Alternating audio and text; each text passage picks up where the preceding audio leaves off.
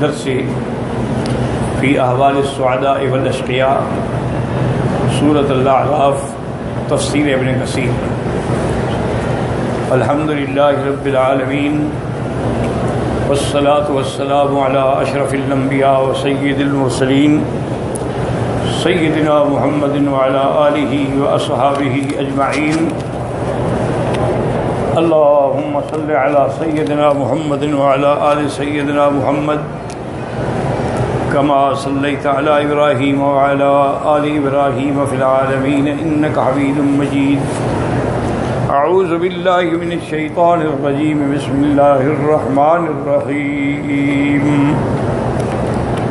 ان الذین اتقوا اذا مسهم طائف من الشیطان تذکروا فإذا هم مبصرون وإخوانهم يمدونهم في الغي ثم لا يقصرون۔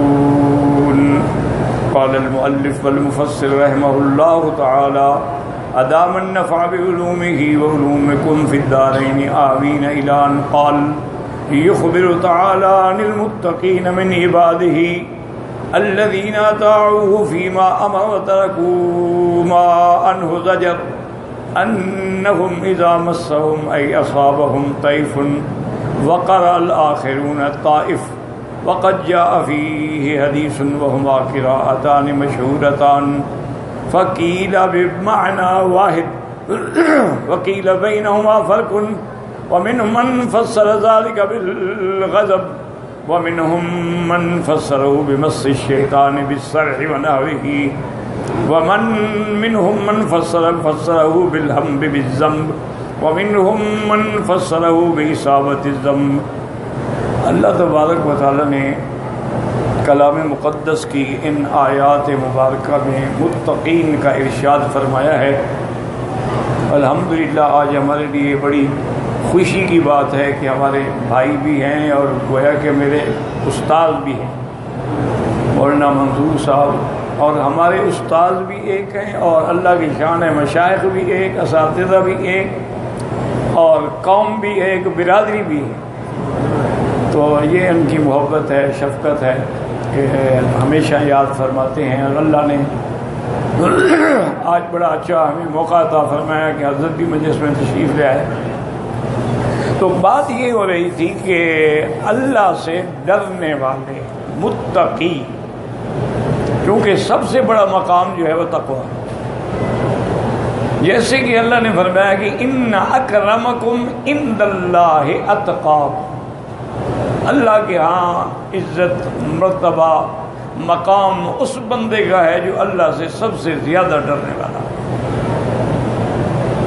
اسی طرح سیدنا ابی بکر رضی اللہ تعالی عنہ کی شان میں بھی آیا وَسَيُجَنَّبُهَا الْأَتْقَى، ان یعنی اللہ وہ لعب سے اور غلط عبادات اور معاملات سے وہ دور ہے جو اللہ سے سب سے زیادہ ڈرنے والا۔ اسی طرح قرآن پاک نے کئی مقام پہ فرمایا کہ ہدی للمتقین، قرآن ہدایت تو ہے لیکن ان کے لیے جو اللہ سے ڈرنے والے ہیں، متقین ہیں۔ اب ایک بات یہ سمجھیں کہ تقویٰ جو ہے اس کا کیا معنی ہے۔ یہ تو ایک مشہور معنی ہے نا کہ اللہ سے ڈرنا، لیکن ایک بات یاد رکھیں کہ ایک دفعہ سیدنا امیر المؤمنین حضرت عمر بن الخطاب رضی اللہ تعالی عنہ نے حضرت ابی ابن کعب سے، اور ایک روایت میں ہے کہ حضرت ابن عباس، آپ نے پوچھا کہ تقوی کا کیا معنی ہے؟ تو انہوں نے فرمایا کہ حضرت آپ ہمیں یہ بتائیں کہ اگر آپ کہیں جا رہے ہیں اور آگے راستہ جو ہے وہ بڑا خطرناک ہے، بالکل ایک قدم کی جگہ ہے، پھسلن ہے، کانٹے ہیں، کھڈے ہیں، غاریں ہیں، اس خطرناک راستے پر جب آپ نے چلنا ہو تو آپ کیا کرتے ہیں؟ تو آپ نے فرمایا میں اپنے کپڑے لپیٹ لیتا ہوں اچھی طرح، اور اپنی نظر راستے پہ رکھتا ہوں اور سنبھال سنبھال کے قدم رکھتا ہوں کہ کہیں پاؤں پھسل نہ جائے. اور اسی کا نام تقویٰ ہے کہ آدمی اپنے قدم جو ہے وہ سنبھال کے رکھتا ہے کہ کہیں زیادہ حق سے میں ذرا ادھر نہ ہو جائے. تقویٰ یہی ہوتا ہے. لیکن اس مسئلے کے اندر ایک بڑا اشکال ہے. یاد رکھیں کہ معتزلہ نے ایک مسئلہ پیدا کیا ہے کہ بھائی جنت میں صرف وہ جائیں گے جو متقین ہیں، اور اعمال اور عبادات بھی اللہ ان کی قبول کرتے ہیں جو متقین ہیں. انما یتقبل اللہ من المتقین. وہ کہتے ہیں کہ جو آدمی کبیرہ گناہ کا مرتکب ہو جاتا ہے، نعوذ باللہ، اس نے زنا کر لیا، شراب پی لی، سرقہ کر لیا، کسی پر تہمت لگا دی، یعنی مرتکب کبیرہ جو ہے وہ تو فاسق ہے، فاسقین میں سے، وہ متقین تو ہے نہیں، وہ جنت میں نہیں جائیں گے. لہذا معتزلہ کا یہ عجیب عقیدہ ہے. ان میں دو جماعتیں ہیں اصل میں. ایک جماعت یہ کہتی ہے کہ جو آدمی مرتکب کبیرہ ہے وہ جنت میں نہیں جائے گا. لیکن یاد رکھیں کیا مانا ہے، یعنی مرتکب کبیرہ ہے اور توبہ نہیں کی، ورنہ توبہ ان کے نزدیک بھی قبول ہے. التائب من الذنب کمن لا ذنب لہ. یعنی گناہ کبیرہ کا مرتکب ہوا، اسی گناہ میں مر گیا، توبہ کی فرصت بھی نہیں ملی. جیسے کوئی آدمی نشے میں مر گیا شراب پیتے پیتے، کوئی آدمی نعوذ باللہ زنا کی کیفیت میں تھا، گھر والے آئے مارا، انہوں نے مر گیا، اب توبہ کا تو اس کو فرصت ہی نہیں ملی. وہ کہتے ہیں وہ جنت میں نہیں جائیں، کیونکہ جنت متقین کا مقام ہے، فاسقین کا مقام نہیں ہے. اس کے مقابلے پہ دوسرا گروہ جو ہے وہ یہ کہتا ہے کہ بس آدمی مومن ہونا چاہیے، باقی جتنے گناہ ہوں وہ کوئی نقصان نہیں دیتے. جیسے وہ کہتے ہیں کہ کافر کو اعمال صالحہ آخرت میں کوئی فائدہ نہیں پہنچاتے، کہ کفر مانے ہیں. حالانکہ کافر آپ کو پتا ہے کہ بڑے بڑے کام کرتے ہیں، فلاحی کام کرتے ہیں، رفاہی کام کرتے ہیں، ہسپتالیں بناتے ہیں، کروڑوں لوگوں کی مدد کرتے ہیں، مدارس کھولتے ہیں، کالج کھولتے ہیں، لیکن آخرت میں ان کو حصہ نہیں ملے گا، چونکہ ان کا اللہ پر ایمان ہی نہیں ہے. ما لہ فی الآخرۃ من خلاق. اسی طرح وہ کہتے ہیں کہ جب مومن ہے، من قال لا الہ الا اللہ دخل الجنہ، بس اس کو گناہ نقصان نہیں پہنچتا. حالانکہ یاد رکھیں یہ دونوں فرقے جو ہیں افراط و تفرید کا شکار ہو گئے. صحیح عقیدہ جو ہے اہل سنت والجماعت کا سلفاً و خلفاً وہ یہ ہے کہ جو آدمی ایمان پہ اور اعمال صالحہ کے ساتھ گیا ہے آخرت میں، تو وہ تو اول وہلہ میں جنت میں چلا جائے گا، بلکہ باپ تو بغیر حساب کے جنت میں چلے جائیں گے. اللہ تبارک و تعالی حضور کی امت میں سے اور لاکھوں ہیں جو بغیر حساب کے چلے جائیں گے. ان کا عقیدہ یہ ہے کہ جو آدمی ایمان پہ اور ایمان بھی تھا، متقی بھی تھا، اس کے ذمے کوئی کبائر نہیں ہے، وہ تو سیدھا اول وہلہ میں جنت میں جائے گا. جیسے ایک دفعہ حضرت ابن عباس نے فرمایا رضی اللہ عنہ کہ سب سے پہلے نامہ اعمال جب تقسیم ہوں گے، اصحاب الیمین اصحاب الشمال، کہیں فرمایا اصحاب المیمنۃ ما اصحاب المیمنہ و اصحاب المشأمۃ ما اصحاب المشأمہ، چونکہ وہاں تقسیم جو ہے نا بڑی کو یہی ہوگی، یمین شمال. تو حضرت ابن عباس نے فرمایا کہ سب سے پہلے دائیں ہاتھ میں نامہ عمل جو ہے وہ سیدنا عمر کو ملے گا رضی اللہ عنہ. دائیں ہاتھ میں نامہ اعمال کا ملنا بہت الحمدللہ دلیل ہے جنت کی. اما من اوتی کتابہ بیمینہ فیقول ہاؤم اقرؤوا کتابیہ انی ظننت انی ملاق حسابیہ. یہاں ظننت ایکنت کو معنی یعنی یقین تھا مجھے. چونکہ ظن کبھی معنی یقین بھی ہوتا، ظن بمعنی گمان بھی ہوتا. ان بعد الظن لا یغنی من الحق شیئا. اور کبھی الذین یظنون انہم ملاقو ربہم، یعنی یوقنون انہم ملاقو ربہم. تو بہرحال تو صحابی حیران ہو گیا. اس نے کہا حضرت آپ کیا فرما رہے ہیں کہ اگر نامہ اعمال دائنے ہاتھ میں سب سے پہلے حضرت عمر کو ملے گا تو این ابی بکر، تو حضرت ابو بکر کہاں ہوں گے؟ تو حضرت نے فرمایا ہائے ہاتھ، مجھے بڑا افسوس ہے تیری سمجھ پہ. تم کیا سمجھ رہے ہو؟ حضرت عمر جب نامہ اعمال لے رہے ہوں گے، ابو بکر تو جنت میں پہنچ چکا ہوگا. قد ازفتہ الملائکہ، اس کو تو فرشتے جنت میں پہنچا چکے ہوں گے، ابو بکر کے بارے میں کیا پوچھتے ہو؟ تو اب یہ عقیدہ ہے اہل سنت کا کہ اگر مومن بھی ہے متقی اول وہلے میں جنت میں جائے گا. اچھا اگر مومن ہے، عقیدہ پختہ ہے، گناہ ہوئے لیکن توبہ کر لی، وہ بھی اول وہلے میں جنت میں جائے گا. چونکہ گناہ توبہ ایسی چیز ہے گناہوں کو ختم کر دیتی. جیسے کہ علماء کا قول ہے کہ لا صغیرۃ مع الاصرار ولا کبیرۃ مع الاستغفار، کہ گناہ صغیرہ نہ کہا سمجھا کرو کہ صغیرہ ہے، بار بار کرتے ہیں وہ کبیرہ ہو جاتا ہے. اور کبیرہ جو ہے وہ توبہ کے بعد بچتا ہی نہیں. اور اللہ ایسے مٹا دیتے ہیں کہ فرشتے عرض کرتے ہیں مولا ہم لکھ دیں کہ اس بندے نے یہ گناہ کیا اور توبہ کر. نہیں لکھو ہی نہیں، مٹا دو، اس کا وجود ہی باقی نہ رہے اس کے نامہ اعمال میں. تو وہ بھی اول وہلے میں جنت میں جائیں گے.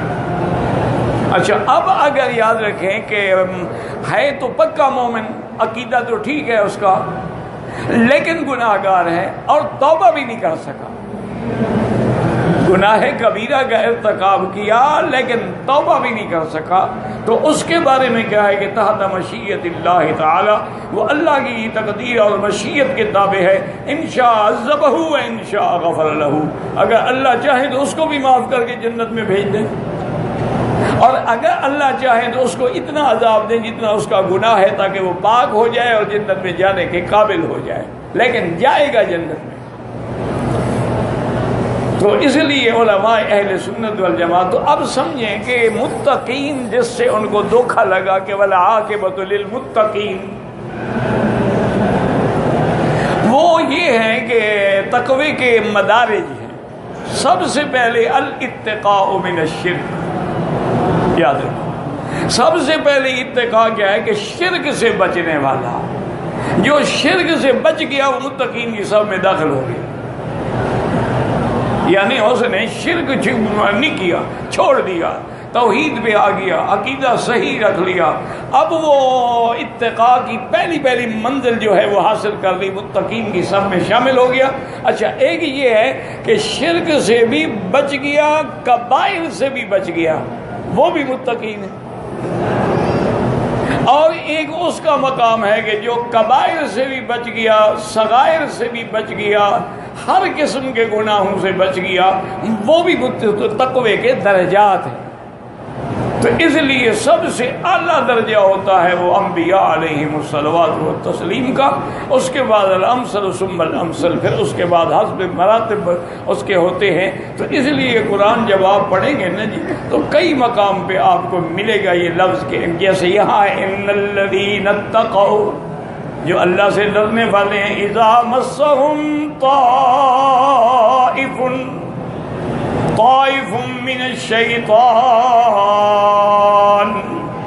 اللہ نے فرمایا کہ جب ان کو شیطان مس کرتا ہے، شیطان چھوتا ہے، شیطان شرارت کرتا ہے، وہ کیا کرتے ہیں؟ تذکر، فوراً اپنے آپ کو سنبھال لیتے ہیں، فوراً اپنے آپ کو سنبھال لیتے ہیں. اس کی وجہ یہ ہے کہ وہ دیکھ رہے ہیں، وہ جان رہے ہیں کہ ہم حق پہ ہیں، اور شیطان تو ایسے وساوس ڈالتا رہتا ہے.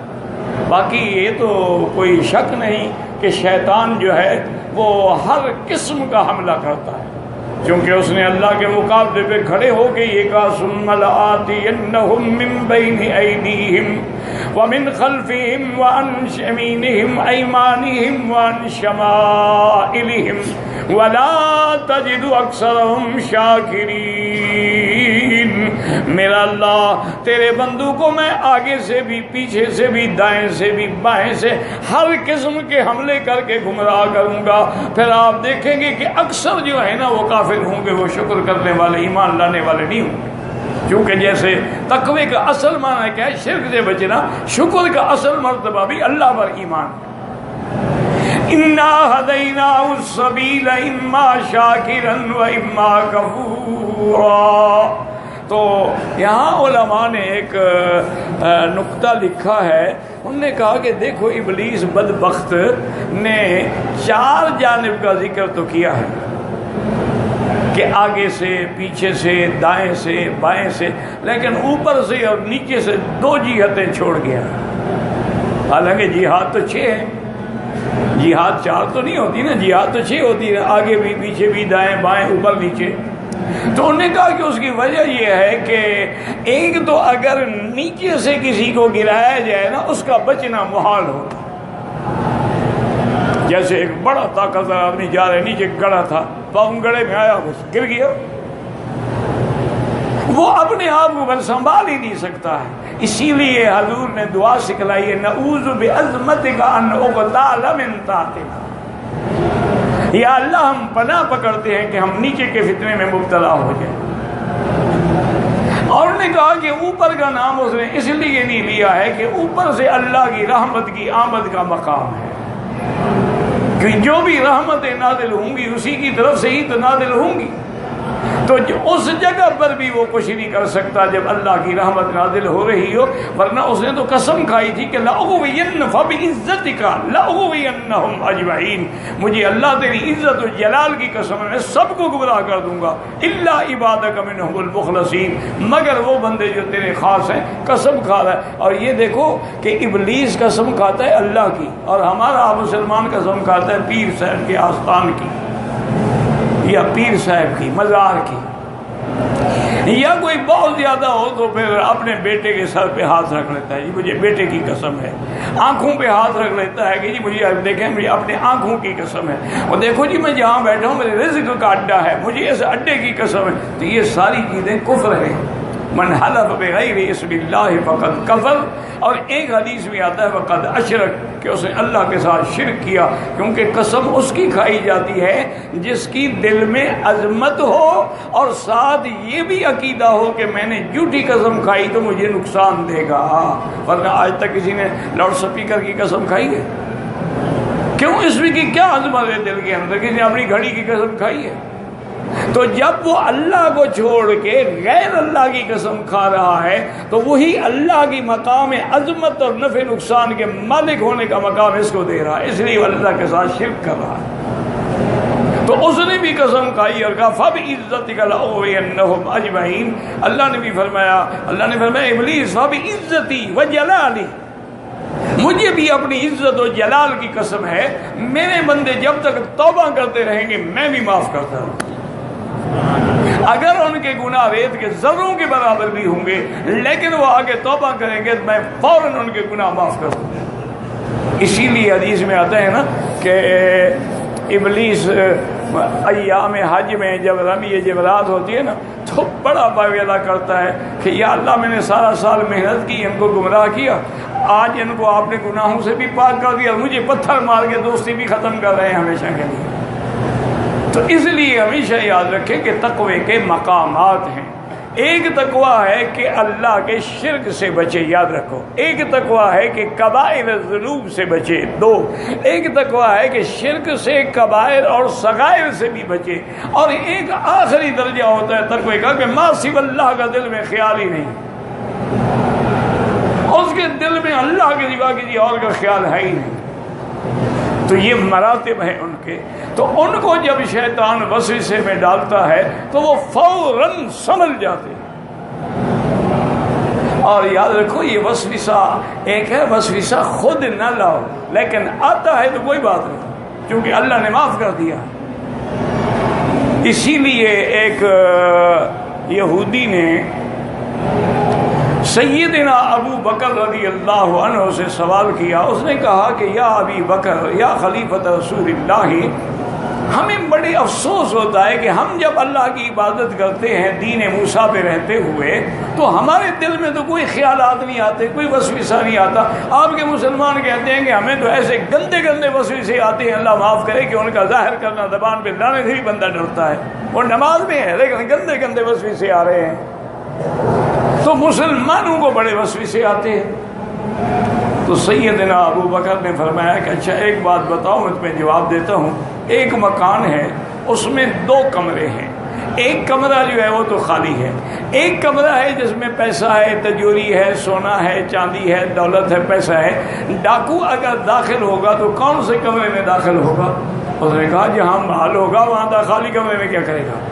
تو انہوں نے کہا کہ تمہارے دل ایمان سے خالی ہیں، شیطان کو محنت کرنے کی ضرورت ہی نہیں ہے، اس کو پتہ ہی جہنمی ہے. تمہارے دل جب ایمان سے خالی ہیں تو وہ کیوں محنت کرے؟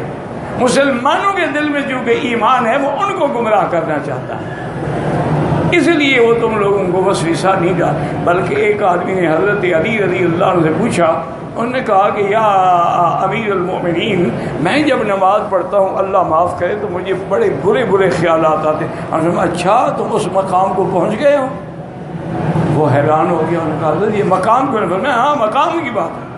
اگر تمہارا اللہ کے یہاں مقام نہ ہوتا تو شیطان کیوں پریشان کرتا؟ جتنا وسوسہ آتا ہے آنے دو، اس کا کوئی فکر ہی نہ کرو. تو اس لیے اللہ تعالیٰ نے ان آیات مبارکہ میں یاد رکھیں کہ یہ بیان فرمایا کہ ایمان والے. اور سب سے بڑی بات یہ ہے کہ اللہ کے حکم کے مطابق شیطان کے وسوسے سے بچنے کا کیا علاج ہے؟ کیونکہ شیطان ایسا دشمن ہے جو ہم کو دیکھتا ہے، ہم نہیں دیکھ سکتے. انہ یراکم من حیث لا ترون، انہ یراکم هو وقبیلہ من حیث لا ترون. تم نہیں دیکھ سکتے ہو. تو جو دشمن نظر نہ آئے وہ تو بڑا خطرناک ہوتا ہے نا. ایک دشمن دروازے کی اوٹ میں کھڑا ہو، آپ بڑے مست ہو کے گھر میں جا رہے ہو، مارا اسے جناب ڈنڈا، بات ختم ہو گئی. تو اب اللہ نے ہمیں کیا بتلایا ہے کہ وہ تمہیں نظر نہیں آتا، تم اس کی پناہ پکڑو جس کو کوئی بھی نہیں دیکھ سکتا. کہو اعوذ باللہ من الشیطان الرجیم، فاستعذ باللہ، اللہ کی پناہ پکڑ لو. چونکہ اللہ کو تو اس کی آنکھیں بھی نہیں دیکھ سکتی، کوئی طاقت دیکھ ہی نہیں سکتی دنیا میں. اس لیے ان آیات میں اللہ تبارک و تعالی نے یہ ارشاد فرمایا ہے کہ ان الذین اتقوا اذا مسهم طائف من الشیطان تذکروا. اب مفسر رحمۃ اللہ علیہ فرماتے ہیں کہ مسهم کا معنی علماء نے فرمایا اصابہم، شیطان کا وسوسہ ان کو پہنچا. بعض کہتے ہیں طائف، بعض نے کہا طائف، لیکن دونوں قراتیں جو ہیں ٹھیک ہیں.